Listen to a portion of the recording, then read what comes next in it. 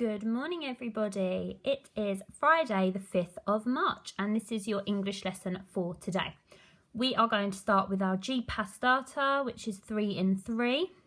Question 1, what is the grammatical term for the underlined word in the sentence below?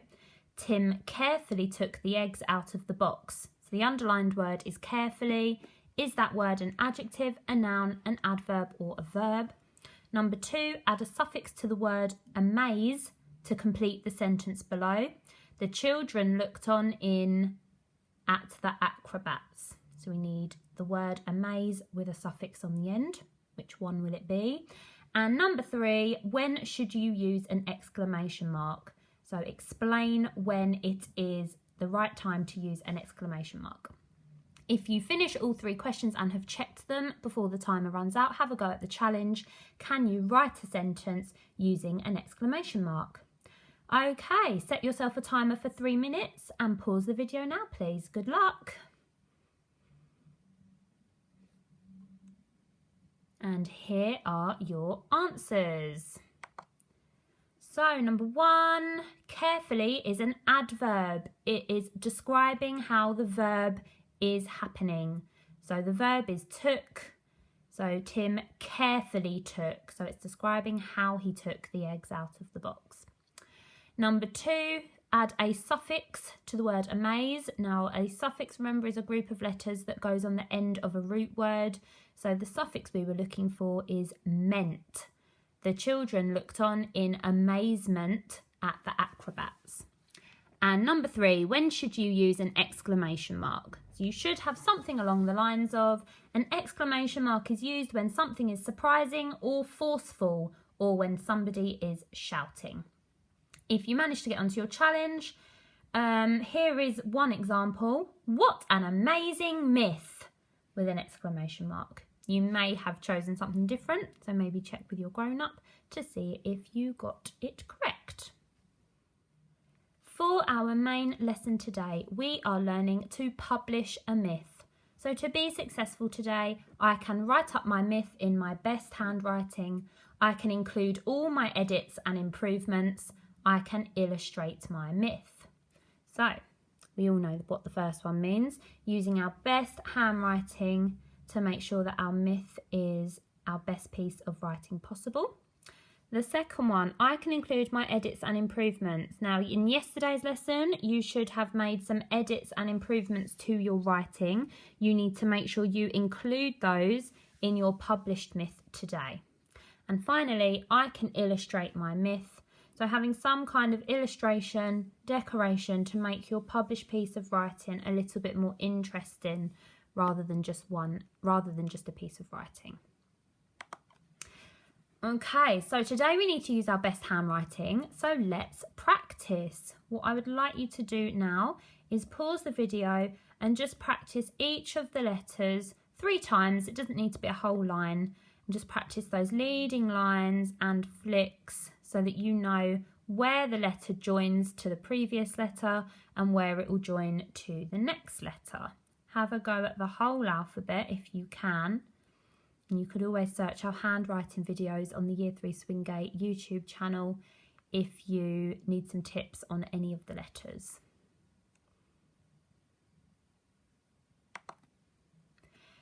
Here is an example of a published piece of writing. So we've got our writing in the centre of each page and a border around the outside. So it might be that you want to present your myth in this way. We've got a clear title, which is underlined with a ruler. The lines are drawn on the page with a pencil and a ruler. There is clear paragraphing, so you can either indent slightly and leave that gap on the next line to show it's a new paragraph, or you could miss a line completely to show that you are starting a new paragraph. We've got our border around the outside, which you can add pictures into, Egyptian style pictures in this case, because we're doing our Egyptian myth. And you could also add a drawing at the bottom, which is optional. You don't have to do that, but if you've maybe got a gap at the bottom of your page, you might want to fill it with a picture of your myth. You might want to try publishing in a different way. You could have a go at drawing the outline of one of your gods or one of your creatures from your myth, take up as much of the page as you can. So you want to fill as much of the page as possible with this outline, because the more space you take up, the more space you will have to fit your myth inside. You then need to draw lines inside the outline with a pencil and a ruler. Write your myth inside the character, and then you can cut it out when you have finished. Now, if you are going to draw the outline, you might not want to add detail like this until after you've maybe written your myth. If you're going to colour over the top of your writing, please make sure you're colouring very, very gently, tickling that paper with your colouring pencils so that you don't cover up your writing. It's really important that we can still read your myth through the colouring if you are going to do that. Okay, what I would suggest doing is just doing the outline, so the face, the ears, if your character has ears, and then coming down, and the body. I wouldn't add any of this detail on the inside until after you finished. You could maybe add an eye and the mouth, but I wouldn't worry too much about all this detail here, because this all needs to be filled with your writing. Okay, so it is now time to publish your myth. So you need to remember paragraphing, neat handwriting, capital letters and full stops, fronted adverbials, expanded noun phrases.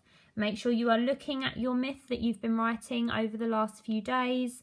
Make sure you are checking your spellings that you have corrected and looking for all those edits and improvements that you have made as well, so that they are included in your published myth. When you have finished publishing your myth, you can please share your published myth with your teacher. We would love to see them. I know I've had some fantastic myths sent to me from my class, and I'd love to see them when they're completely finished and published, as I'm sure Miss Dent and Miss Straub would as well. So you could either do this on Twitter and tag @Swingate Primary, or you could email us your myth to the Year 3 Swingate email address. You could also, as a treat, read your myth to a sibling or to a family member tonight as a bedtime story. I'm sure they would love to hear it too. Have fun, everybody. We can't wait to see your completed published myths. Good luck, and we'll see you on Monday. Yay! Bye.